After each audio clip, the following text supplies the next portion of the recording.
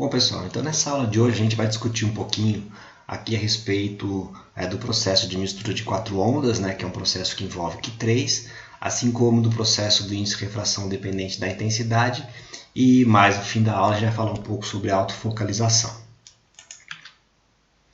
Bom, pessoal, então é o seguinte, né, como a gente já até comentou sobre isso aí em aulas passadas, né, os processos de Q3 eles também são chamados aí de mistura de quatro ondas, né? Ou em inglês aqui, four wave mixing, tá bom?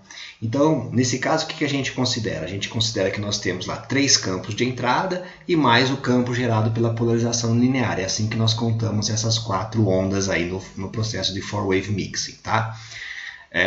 Bom, vamos considerar primeiramente aqui que os três campos, né, que estão inseridos no nosso material e mesmo o campo que está emergindo no nosso material, né, o campo que está saindo, eles têm a mesma frequência. Então, quando nessa situação aqui, né, em que as frequências são iguais, a gente fala que é um processo de mistura de quatro ondas degenerado, né? Então, a ideia aqui é que eu vou fazer eu tenho uma situação de uma interação não linear, onde eu tenho ômega menos ômega mais ômega, gerando, obviamente, a frequência ômega, né? Então, seria alguma coisa desse tipo aqui, né? Ômega, ômega, menos ômega, ômega. Ou, né, ômega menos ômega, mais ômega, menos ômega, tá bom? Então, qualquer uma dessas duas interações aqui poderiam gerar esse tipo de coisa.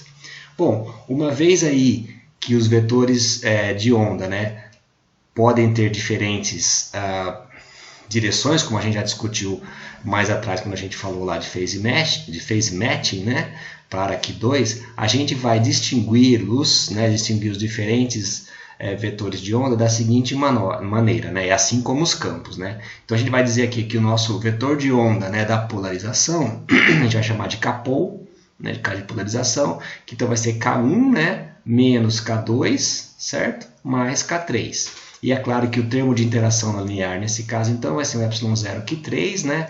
Aqui vai ser E1, aqui vai ser complexo conjugado, porque está ligado, então, a esse vetor de onda menos K2, que está ligado, portanto, à frequência menos ômega, e o E3, que está ligado ao vetor de onda K3 e à frequência ômega. Esses processos de mistura de quatro ondas aí, como a gente vai ver daqui para frente, né?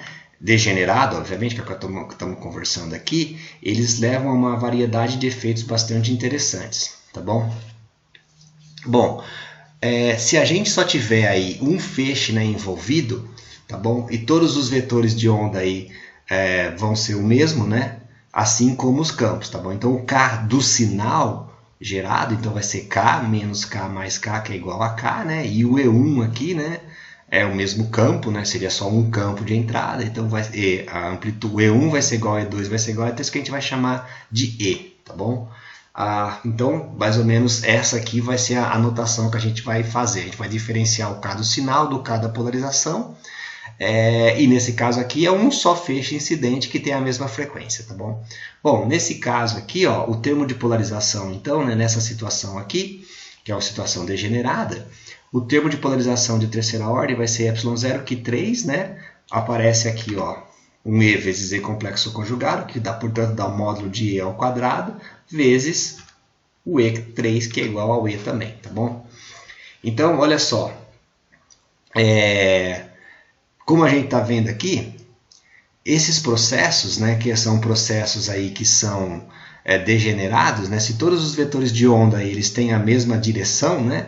Esse processo vai ser automaticamente de fase casada, né? Então você não precisa se preocupar com o processo de fase, com o casamento de fase nesse tipo de processo não linear, porque isso aí já é garantido meio que automaticamente se o feixe, obviamente, está na mesma direção, então todos os vetores de onda K estão na mesma direção, tá bom? Bom, tudo bem. Esses processos aqui, quando a gente tem um único campo, né, que é um processo degenerado devido então a um único campo aqui, né? Porque poderia não ser, né? Poderia ser dois campos, mas aqui a gente está dizendo que a gente tem um único campo incidente no material, certo? Então a gente vai ter um processo de Q3 por um único campo, tá bom? Então para esse caso aí do processo de único campo degenerado, né? A mistura de quatro ondas, ela leva aos efeitos de autoação, ou o que a gente chama de self-effects aqui, tá bom? Esses aí incluem, por exemplo, a self-phase modulation, né, a automodulação de fase, e a autofocalização, tá bom? E, obviamente, né, esses processos aí, ambos estão relacionados aqui ao índice de refração dependente da intensidade. Bom, então continuando aqui, se a gente pegar aqui o termo de polarização não linear na terceira ordem, né, de terceira ordem aqui, a gente vai ver que ele, de uma certa forma, ele vai influenciar a propagação, né, ele leva, né, uma influência, um efeito na propagação do próprio feixe na frequência ômega. Como é que a gente observa isso daí, né? Então, a gente escreve que o nosso P3 de ômega, então vai ser 3ε0 Q3 de ômega, módulo de E ao quadrado vezes Z, como a gente escreveu agora há pouco, tá bom?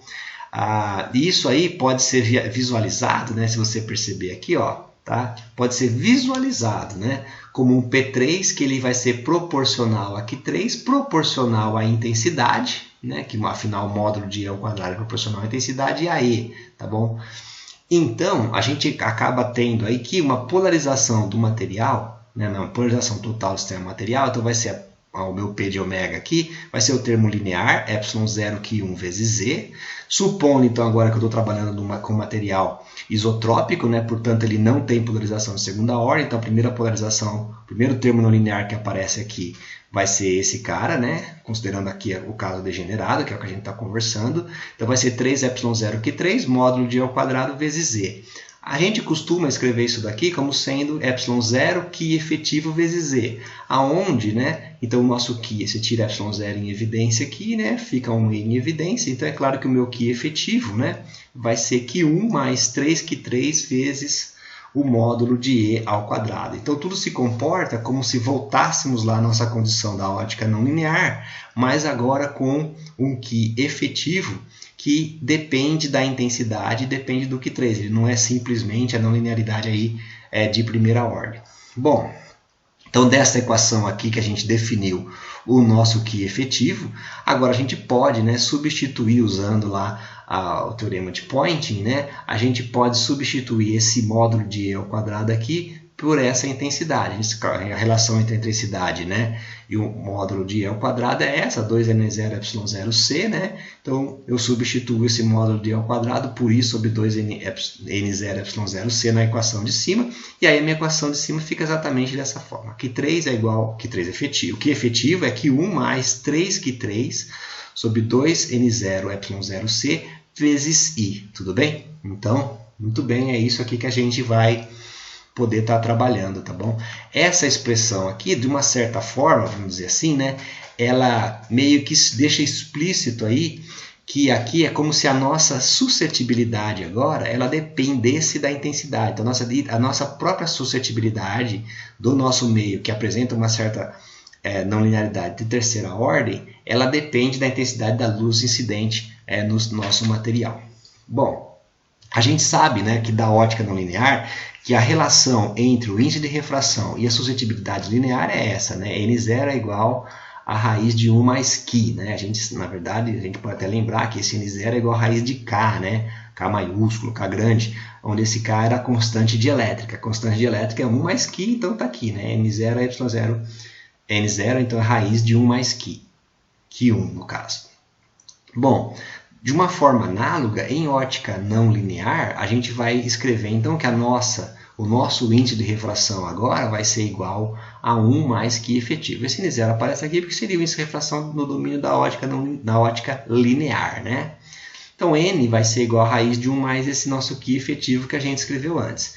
Então, substituindo agora aqui, ó, né, nesse Q efetivo, a expressão que nós tínhamos anteriormente, o nosso índice de refração, né, ele vai ser a raiz de 1 mais Q1 mais 3Q3i sobre 2n0ε0c, tudo bem? Se a gente considera o que é sempre o caso, né, que o Q3 é muito menor que o Q1, né, na nossa equação anterior, que eu só reescrevi aqui para facilitar aqui a aula, né, então, nessa consideração, a gente pode expandir essa expressão aqui do N, né? Então, o nosso N vai ser aproximadamente o quê? Então, como esse Q3 é muito menor do que Q1, isso daqui vai dar raiz de 1 mais Q1 mais meio, né, desse termo todo que aparece aqui, ó, tá bom? Meio de 1 sobre N0, Q3, 3Q3 sobre 2N0ε0c vezes I, né? esse n0 aqui aparece, né, pessoal? Porque você acaba dividindo pela raiz de 1 mais que aqui e aqui, né? Então esse n0 aparece porque fica uma raiz de 1 mais que 1 aqui, tá bom? Bom, e aí, como vocês estão vendo aqui, isso daqui obviamente é o próprio n0, né, que é esse mesmo que está escrito aqui. Então a gente acaba tendo que o meu índice de refração, então ele vai ser n0 mais esse termo todo aqui, ó, né, é o n2 vezes i, tá bom? Então só lembrando aqui que o n0 é 1 mais que, né? Ficou alguns slides para trás, mas ele está aqui e está aqui. Tudo bem? Então esse termo aqui é o índice de refração linear, que é a parte do índice de refração total do material que depende da intensidade, tá bom? Então, nesse caso aí, ó, a gente vai ter que o nosso índice de refração total, N, vai ser um dado material que apresenta uma não linearidade de terceira ordem aqui, 3, vai ser igual a N0 mais N2i, né? Esse N2, então, ele é chamado de índice de refração não linear, e como a gente sabe, ele está relacionado ao Q3 aqui por essa expressão, tá bom? Essa mudança no índice de refração com a intensidade, ela é conhecida como efeito Kerr óptico, né? O efeito Kerr puramente óptico, né? Em analogia lá ao efeito Kerr eletroóptico, né? Que a gente já viu no curso que a gente em geral vê nos cursos de graduação, tá bom? Lá a diferença era que você aplicava um campo elétrico e esse campo elétrico externo, né, aplicado, ele mudava o índice de refração do material. Nesse caso aqui, exatamente análogo, só que ao invés de nós estarmos falando de um campo elétrico externo, né, é o próprio campo elétrico, né, aqui dado pela intensidade da luz, né, que incide no material, tá bom? Vamos lá. Algumas notas aqui, só para a gente poder mexer um pouco com essas coisas. Em geral, aqui essas relações elas são bastante, ou podem ser, né, bastante úteis aí para vocês. As relações entre o N2 e o Q3, tá bom? Então você pode aqui expressar numericamente, ó, o N2, né, em metros ao quadrado por watt, né, que é a unidade aqui de N2 no MKS, com o Q3 através dessa relaçãozinha aqui, tá bom? Muitas vezes em ótica não linear, as suscetibilidades aí elas são dadas, né, em unidades gaussianas, né? Então, isso aí muitas vezes é bem complicado da gente ficar convertendo uma coisa para outra, né? Mas uma relação usual aí, que é apresentada em vários livros textos, né? Inclusive no que a gente está seguindo aqui no curso, que é o livro do Boyd, né? Ele faz uma relação aqui do N2 em centímetro ao quadrado por watt. Por que centímetro ao quadrado? Porque isso aqui é uma unidade bastante usual em ótica não linear, né? Que muitas vezes em vez de usar aqui metro quadrado por watts, se costuma se usar aqui centímetro ao quadrado por watts, né?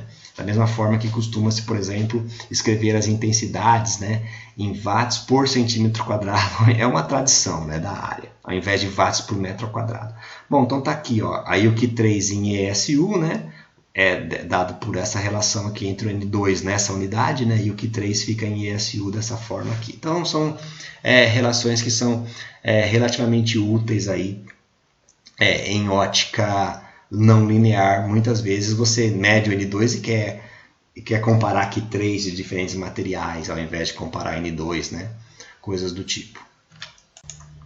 Uma outra maneira que em geral vocês podem encontrar aí, né, de demonstrar esse índice de refração dependente da intensidade, né, através da equação de ondas aqui inhomogênea, né? Aqui escrevendo, para simplificar aqui, unidimensional, D2E dz2 menos 1 sobre C0 ao quadrado, lembrando que C0 seria índice de refração a velocidade da luz no vácuo, né? D2E dt2 é igual a μ0 d2p dt2, tá bom? Nesse caso, então, a gente vai ter uma polarização não linear, né? Que vai ter o termo aqui de primeira ordem e o termo aqui de terceira ordem, né? Então, meu ε0 vai ser Q1 mais Q3 vezes E ao quadrado vezes Z, né? Como a gente tinha feito antigamente. E agora, basicamente, o que nós vamos fazer é substituir essa expressão aqui para o P nessa parte aqui de cima da equação. Tá bom? Então, substituindo essa polarização na equação de onda, né? E assumindo aqui a condição de Svea, que agora a gente já sabe, né? Para o campo E comparado lá a 1 sobre a frequência, né?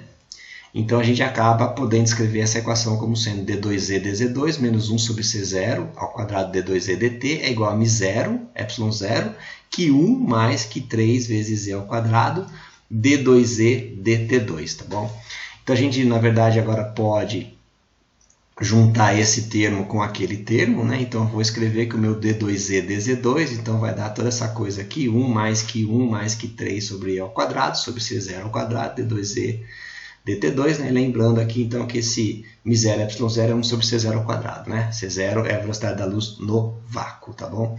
Então é claro que esse termo aqui, ó, ele pode passar aqui para baixo, né, dividindo esse nosso c0 ao quadrado, e é claro que isso daqui, portanto, então é o meu n ao quadrado, né, para uma equação que se tornou uma equação homogênea, ou seja, isso daqui trata-se de uma luz que se propaga num determinado meio com uma velocidade, né, que é dado por uma suscetibilidade linear mais uma suscetibilidade não linear que tem uma certa dependência aqui com o campo ao quadrado, com o módulo do campo ao quadrado, ou seja, com a intensidade. Então daqui a gente vê que o meu n, né, então vai ser raiz de 1 mais que 3 vezes e ao quadrado, tudo bem?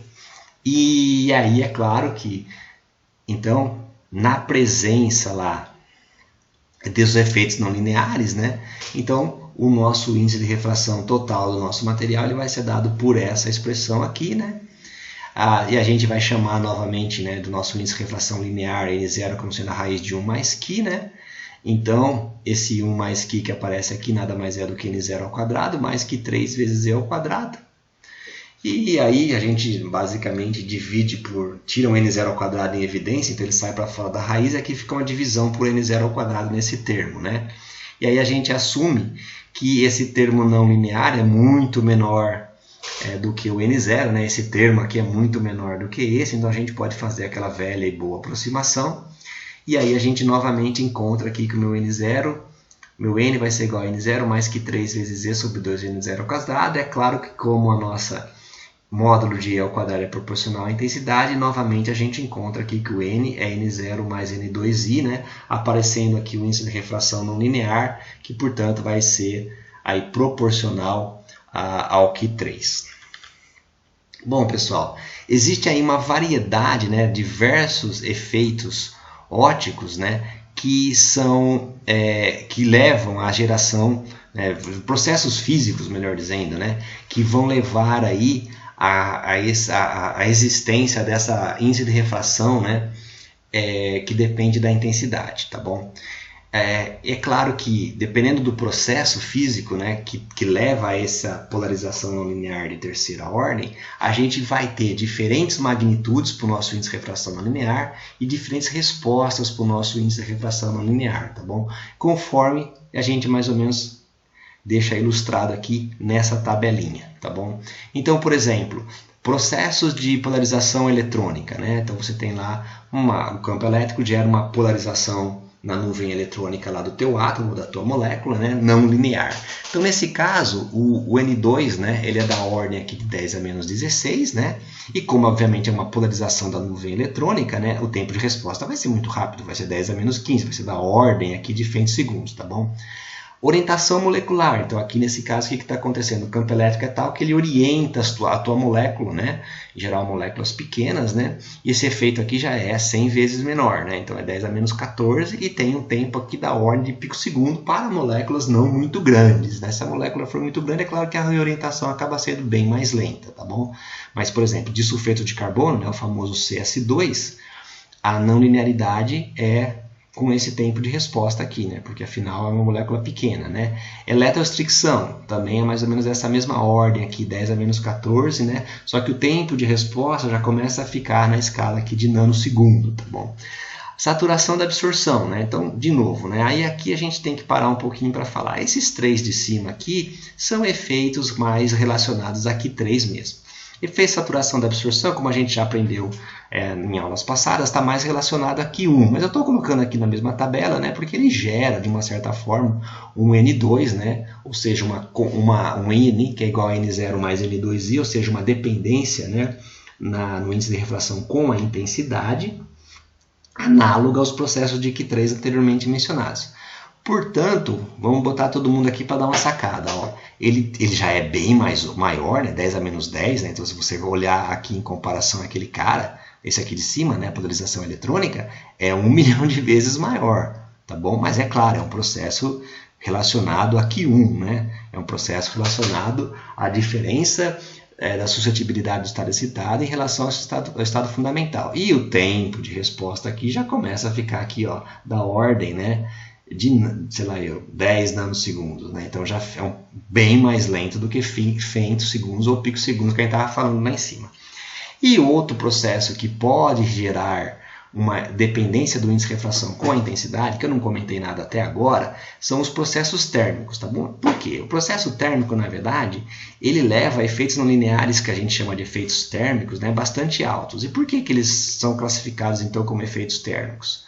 Ou melhor dizendo, como efeitos não lineares? Porque, na verdade, eles acabam dependendo da intensidade. Quanto maior a intensidade, né, maior o calor que você vai gerar na amostra, né, e você pode gerar ali um processo de mudança do índice de refração, que depende, então, dessa temperatura da amostra, né? Que, obviamente, vai ser proporcional à intensidade.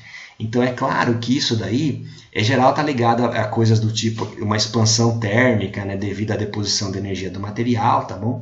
Mas esse tipo de processo, então você está vendo aqui, olha, muitas vezes, né? E, em geral, são processos espúrios, né? São coisas que nós, em geral, queremos evitar, a não ser que você tenha alguma aplicação onde uma resposta de milissegundo, né, seja ok, tá bom? Se você precisar de respostas rápidas, né, ou ultra rápidas, esquece, né? Mas a magnitude deles é extremamente alta, tá bom? Então são processos aí que têm um certo interesse, sim. Mas não para o optical switching, né, chaveamento ultra rápido e assim por diante, né? São processos que, por exemplo, existem dispositivos de deflexão de feixes, né, aonde de repente 10 a menos 3 segundos é ok, né? Você quer defletar bastante o peixe, né? Então você quer ter lá uma deflexão angular do feixe alta, né? Grande, né? Então aqui vai ser fácil de você fazer. Então para isso funciona bem. Bom, nessa tabela aqui, né? É uma tabela que vocês podem encontrar lá no livro, né? Só para vocês darem uma olhada aí nos diferentes índices de refração não lineares que a gente tem para diferentes materiais, tá bom? Então, aqui são colocados, por exemplo, cristais e vidros, né? Vários materiais aí bastante conhecidos, né? Então, você tem aqui o valor de N0 e o valor de N2, né? Então, vocês podem perceber aqui o tipo de escala que a gente está falando, né? Então, você pega aqui, ó, a L2O3, né? Que é a safira, ou alumina, se você preferir, 2,9 vezes 10 a menos 16. Você pega o diamante, ó, o diamante já dá 1 vezes 10 a menos 15, né? Aí você pega aqui, ó, o fluoreto de lítio, já dá 10 a menos 17, a linearidade dele já é bem menor, né? Se você pega aqui, ó, TiO2, né, dióxido de titânio, é 10 a menos 15. Aqui a sílica fundida, olha só, que a gente muitas vezes usa no laboratório, né, quando a gente faz E-scan como material padrão, né, porque obviamente é fácil de você comparar, né, com a literatura, porque sílica fundida todo mundo tem, você encontra com facilidade, né, é 10 a menos 16, 3,2 vezes 10 a menos 16. BK7, 3,4 vezes 10 a menos 16, também é um vidro óptico, né, bastante conhecido aí, que também é um material legal para se usar de calibração, tá bom? Porque é fácil, né, de você conseguir esse tipo de vidro. Às vezes não é tão trivial você ter fluoreto de lítio, por exemplo, também na unidade dele também não é das melhores para se fazer essas coisas, né? Aqui tem para líquidos, né, só para vocês darem uma olhada, né? Então vocês percebem aqui, ó, é como se fosse a continuação da tabela, né? Então você vê aqui que os líquidos ficam mais nessa faixa aqui de 10 a menos 15, tá vendo? 10 a menos 16, né? Então, quando você está procurando medir uma não linearidade, por exemplo, de um material que está numa certa solução, né, você já tem uma noção daqui que se você tiver medido um solvente, né, em acetona, por exemplo, você está medindo alguma coisa muito próxima de 2 vezes 10 a menos 15, provavelmente você está vendo só a não linearidade da acetona. Bom, então vamos lá. A próxima coisa que seria interessante a gente dar uma olhada aqui é no que nós chamamos de efeitos de automodulação de fase transversal. Então aqui é esse Transversal Cell Phase Modulation, tá bom? Então nesse caso o que a gente vai fazer é o seguinte, a gente vai considerar aqui um meio Kerr, né?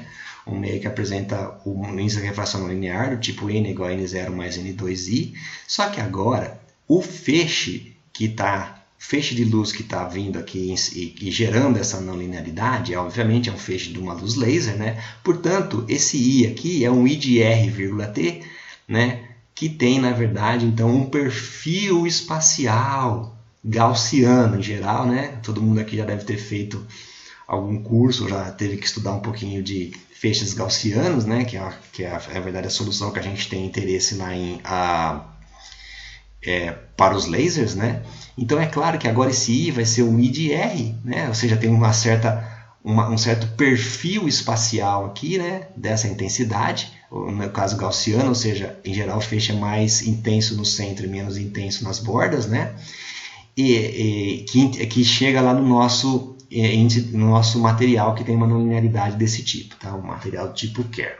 Bom, portanto, né, se o meu I é um I de R que é gaussiano, é claro que o meu perfil do índice de refração também vai ter uma curva gaussiana. Então, se eu substituir aqui nesse I, é uma gaussiana, né, espacial do tipo I0, E elevado a menos 2R2 sobre W0, né? Então, agora, a gente já observa claramente aqui que o meu N não vai ser espacialmente homogêneo, né? Ele vai ser mais intenso no centro, onde a intensidade é maior, né? Supondo, obviamente, N2 positivo, né? E vai ser menor, né, o valor de N, né?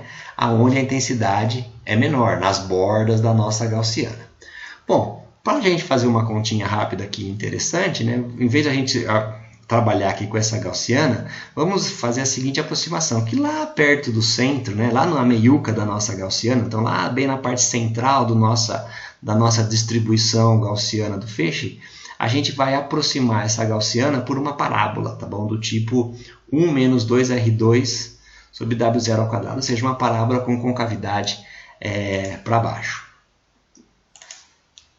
Bom, então nesse caso aí, o atraso de fase, né, vai ser também uma função da coordenada radial. Então o nosso deslocamento de fase aqui, né, a gente escreve ele como sendo nk0 vezes L, né? Então é claro que esse N agora ele é N0 mais N2I, né? Então vai aparecer essa expressão aqui. Então vai ter um K0, vai dar N0 K0L mais N2 K0 L I0 1 menos 2R2 dividido por W0 ao quadrado, tá bom? Então, basicamente, né, o que a gente está fazendo aqui é usando essa expressão para N, né, substituindo o N nessa conta aqui, e aí a gente escreve dessa forma. Bom, se a gente colocar agora aqui tudo que não depende de R numa constante, né, então esse termo não depende de R, esse cara aqui que multiplica por 1 também não depende de R, está tudo dentro dessa constante. Então, está sobrando, então, o meu atraso de fase, né, vai ser a constante menos 2N2 K0L0 sobre R2 sobre W0 ao quadrado, tá bom? Então, ou seja, o nosso atraso de fase ele vai ser maior no centro e menor nas beiradas, né, do nosso feixe aqui. Então, vai ter uma dependência com R ao quadrado, que é exatamente o comportamento de uma lente, né? Tá bom? Só que, obviamente, nesse caso, o que a gente tem aqui? A gente tem uma lente, né, cujo poder focal, né, vamos chamar assim, ele escala, né, ele tem uma dependência com a intensidade da luz. Tá bom? Então, quanto maior a intensidade aqui para N2 positivo, né, nesse caso aqui, quanto maior a intensidade, maior vai ser o poder de focalização dessa lente, então ela vai focalizar mais, né? Porque vai dar um maior atraso de fase aqui no centro em relação, mais no centro, em R igual a zero, em relação às beiradas, tá bom? Então isso daqui se comporta exatamente como se fosse uma lente, tá? Então esse exemplo aqui, essa aqui é uma figurinha, né? Que ilustra um pouco o que eu estava falando. Então você tem um perfil de intensidade gaussiano. Então imagina aqui que a gente tem uma frente de onda plana, só para simplificar, atingindo lá o nosso material. Tá bom? Então fecha como se fosse uma onda plana, mas ele tem aqui um perfil gaussiano de intensidade. Então se o N2 for igual a zero, essa cor aqui ela vai ficar, a diferença de índice de refração vai ser maior no centro e menor nas beiradas se o N2 for positivo. Tá bom? Para o material de espessura D. Então aqui no centro, ó, o caminho óptico vai ser maior porque a refração é maior, né? Nas beiradas o caminho óptico vai ser menor porque a refração é menor. Então o que acontece? Essa parte da onda que passa pelo centro, ela fica mais atrasada, né, em relação à parte da onda que passa pela beirada. Então isso aqui causa uma curvatura na frente de onda, né, como eu estou tentando mostrar aqui nessa figura. E é claro que agora, dada essa curvatura na frente de onda, né, isso aqui vai focalizar num dado ponto, tá bom? Então, Nesse caso aqui, o material ele se comporta como uma lente convergente. Quanto maior o N2, né, mais curta vai ser a distância focal, vai focalizar mais rápido porque vai curvar mais a frente de onda, tá bom? Quanto maior a intensidade, a mesma coisa. Então, como resultado desse processo de automodulação transversal de fase, né, que na verdade está ligado, como a gente viu, ao índice de refração dependente da intensidade, ocorre aí o que a gente chama de processo de autofocalização, tá bom? Então, basicamente, resumindo aqui, né, quando acontece esses processos que a gente chama de autofocalização? Quando o feixe tem um perfil transversal não uniforme, né, então, por exemplo, alguma coisa que é mais intensa no centro e menos intensa na beirada, e um material que tem N2 que seja positivo, né? Nessas circunstâncias aqui, o que a gente vai ter é que o material, como a gente viu até nos slides anteriores, né, ele vai se comportar efetivamente como se fosse uma lente positiva, né, uma lente convergente, que causa aí os raios, faz com que a frente de onda se curve, né, produzindo esse processo aqui de autofocalização. Esse processo ele é bastante importante, né, porque, né, obviamente, quando acontece a autofocalização, a intensidade desse feixe autofocalizado é muito intensa, né? Você consegue confinar bastante aqui a intensidade, levando aí ao dano óptico, né? Então, muitas vezes você tem um determinado material que tem uma certa não linearidade, no que a luz começa a se propagar por aquele material, você produz aqui uma autofocalização, levando a altíssimas intensidades que pode inclusive danificar o material. Por isso que em meios laser é importante você determinar a não linearidade desse material N2 para você ter certeza que a intensidade que você tem dentro da cavidade, né, junto com a não linearidade daquele material, não vão levar à autofocalização, né, que chegue numa condição aqui de focalizar tanto, né, que possa estragar o próprio material, né, não só para laser, mas para outros dispositivos ópticos aí que as pessoas estiverem estudando. Bom, existe também um outro processo, né, que a gente muitas vezes gosta de chamar de autofocalização em menor escala, numa pequena escala, né, que leva ao que a gente chama do laser beam breakup, né, ou também filamentação, tá bom? O que acontece nesse caso? Imagina que nós tivéssemos aqui um feixe laser, né, cujo perfil de intensidade aqui tem essas pequenas variações indicadas aqui na figura, tá bom? Nesse caso, vai acontecer essa autofocalização aqui de pequena escala, tá bom? Cada um desses pequenos picos que aparecem aqui no nosso perfil transversal do feixe vai ter a sua autofocalização separadamente, tá bom? Então é como se aqui você tem um perfil de intensidade, aqui você tem um outro perfilzinho de intensidade e assim por diante. Então cada um aqui vai ter uma autofocalização, vamos dizer assim, separada, né, ou independente, levando então podendo levar, né, ao processo de focalização como a gente viu antes, de autofocalização como a gente viu antes, né? Dentro lá do próprio spot do laser. Aqui seria o spot do laser, devido a essas variações que aparecem aqui no nosso spot do laser, né? Você vai ter que cada um desses picos que aparecem aqui vão ter uma autofocalização, né? Então você vai ter como se fosse um filamento de luz aqui, um filamento de luz aqui, assim por diante. Por isso que isso aí muitas vezes é chamado aí de filamentação, tá bom? Esses filamentos, é claro que à medida que você vai se propagando, né, eles vão crescendo, porque vai tendo lá a autofocalização, tá bom? Bom, esse tipo de perturbação aqui, elas podem aparecer, tá bom? Mesmo do ruído, né, do próprio laser, tá bom? Que sempre existe, né? Então, quando a gente propaga luz laser de alta intensidade, quando a gente está trabalhando com luz laser de intensidade, né, esse próprio ruído aqui inerente lá ao teu laser, né, se for um laser de alta intensidade propagando no material que tenha não linearidade, ele pode levar à filamentação, tá bom? E é claro que isso daí pode estragar bastante lá o seu meio, devido, obviamente, ao processo de autofocalização, como eu falei anteriormente, tá bom? Aqui ó, é uma figura bem legal, que mostra para vocês aqui o feixe de entrada. Então você vê que ele tem aqui ó, um certo ruído, né, na entrada, tá bom? À medida, essa aquela simulação, né, à medida que ele fosse então esse tipo de feixe aqui, ó, com esse ruído maluco aqui, com aqueles vários picozinhos, à medida que ele vai se propagando no meio material, devido ao efeito de automodulação transversal da fase, né, em cada um desses pequenos picos, né, você vê que lá na saída, ó, então esse cara aqui ele meio que autofocaliza, leva, né, a uma altíssima intensidade, né? Então você começa a ter aqui os filamentos, tá vendo? Você forma esse filamento, esse filamento, esse filamento, tá bom? O que acaba sendo uma coisa muito mais ruidosa, né? E complicada na saída, tá bom? Aqui são exemplos de filamentação. Então você tem um feixe aqui, né? Então você vê, ó, que aqui tem 3 filamentos e assim por diante, tá bom? Só para ilustrar também. Isso aqui está no livro do professor Stegman, que é um livro bastante interessante também de ótica não linear. Bom, a gente pode agora tentar fazer um modelo para calcular esse processo de autofocalização, tá bom? O modelo mais simples possível é feito ignorando qualquer difração. Então a gente, na verdade, começa do modelo onde a gente imagina que não tem difração. Isso daí, de uma certa forma, dá para justificar, né, se o diâmetro do feixe ou a intensidade, né, ou ambos, forem grandes o bastante, tá bom? Então, nesse caso, a gente pode pensar, tá bom, a difração não vai ser uma coisa muito importante, pelo menos em princípio.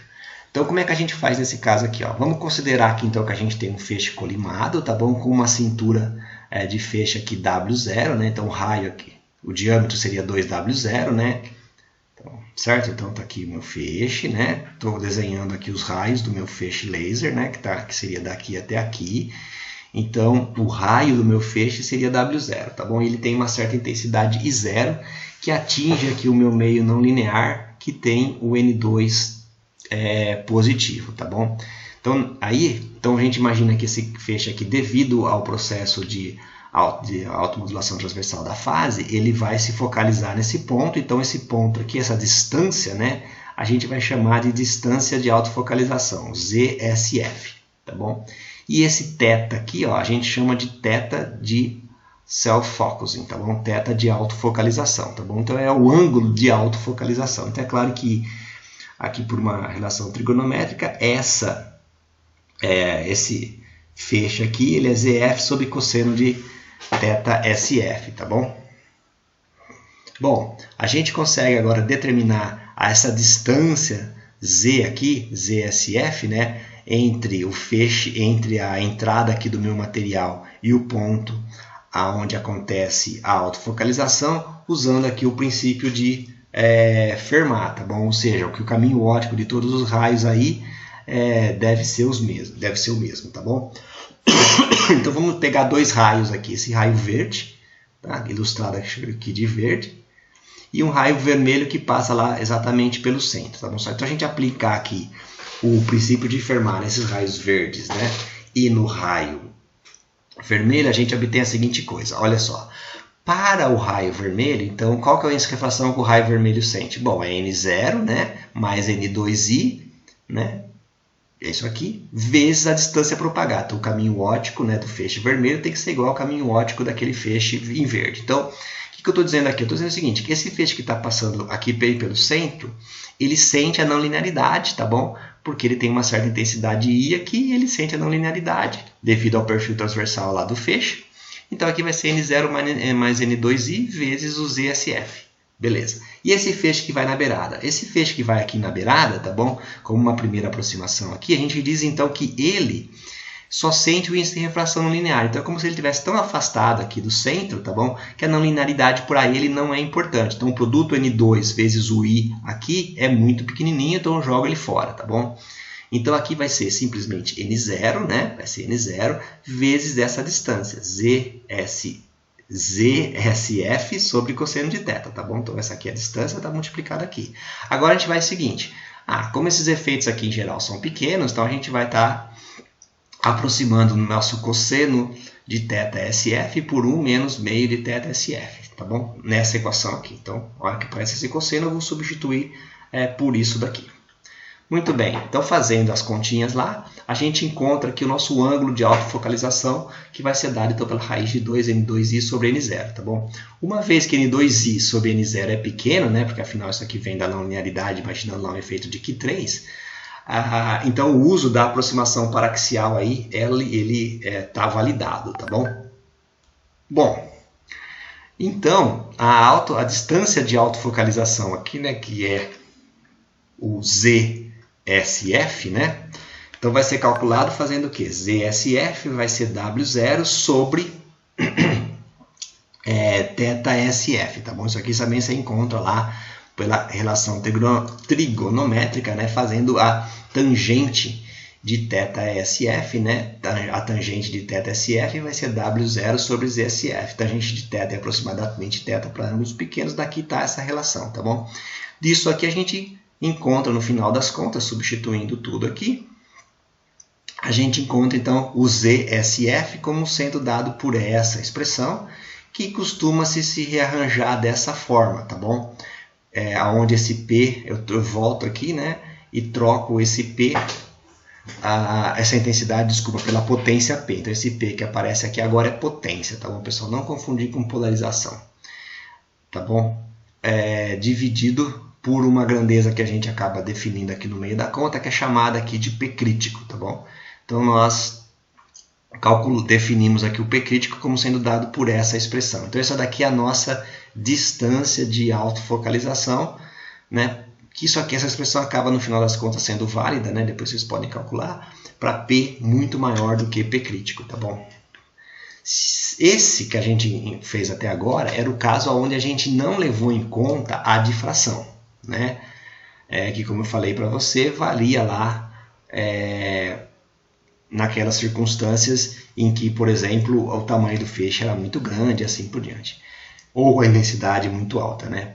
Para potências menores, né, as distâncias, então, que é o caso onde a gente precisaria estar levando em conta a difração, essa distância de autofocalização ela pode ser estimada, né, uma estimativa aqui, pessoal, observando o seguinte, que é claro que o que vai acontecer? Nesse caso aqui, a convergência, o ângulo de convergência do feixe vai ser reduzido devido à difração. É claro, como eu tenho a difração ela tende a espalhar o feixe, né? Então, o meu ângulo ele vai ser reduzido, né? E de maneira aproximada, né? Então a gente pode escrever aqui que esse nosso ângulo, né? O ângulo aqui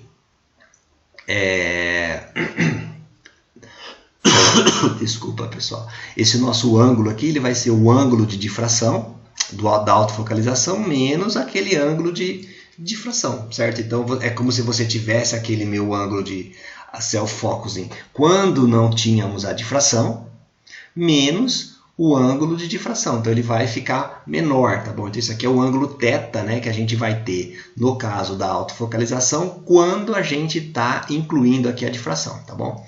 Aonde esse θ de difração aqui, ó, é dado por 0,61 lambda 0 n0 sobre d, tá bom?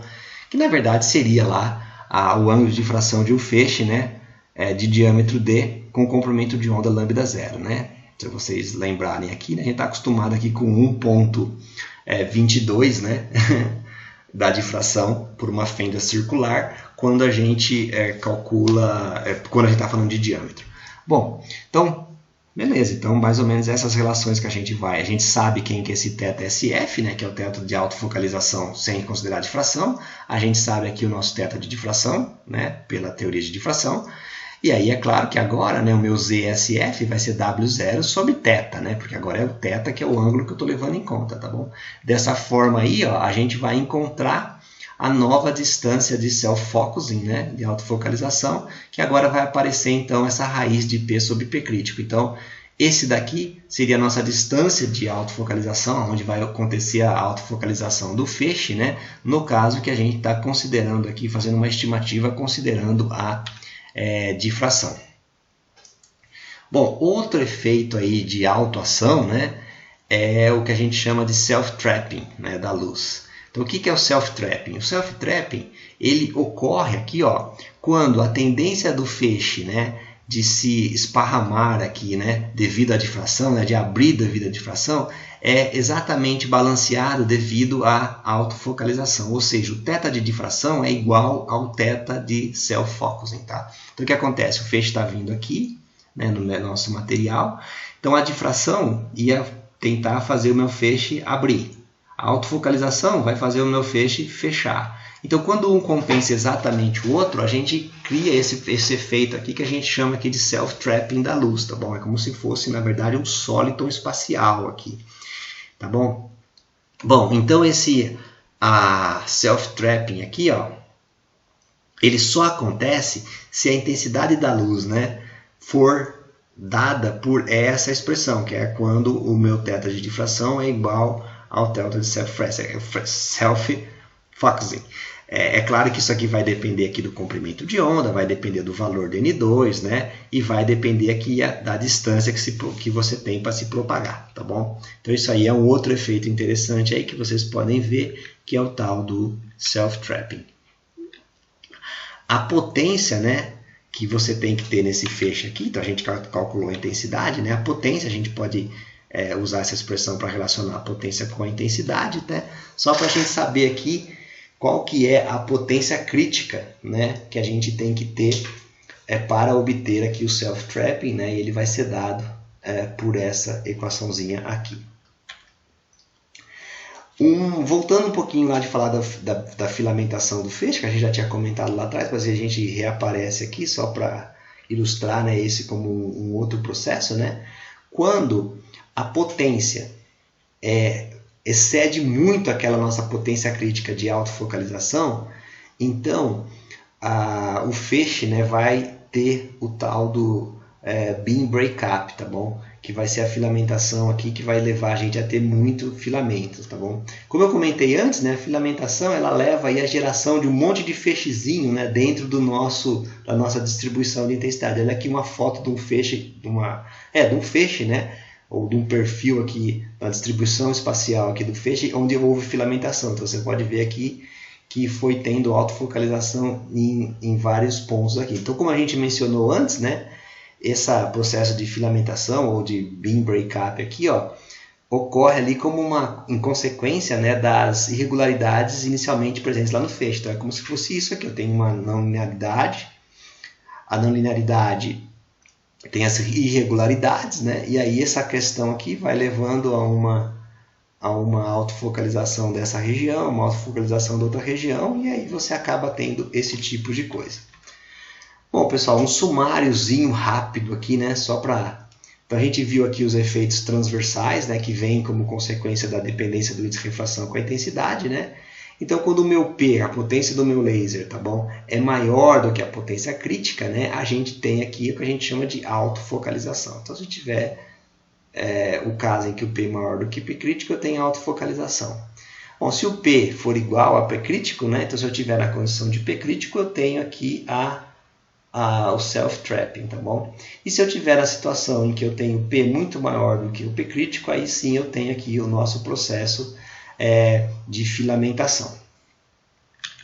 Bom, pessoal, o que eu queria conversar hoje com vocês aqui era basicamente isso, né? Ela falar um pouquinho sobre esses efeitos de terceira ordem, né? Que estão relacionados aí, então, à automodulação transversal da luz. Então, até a próxima aula.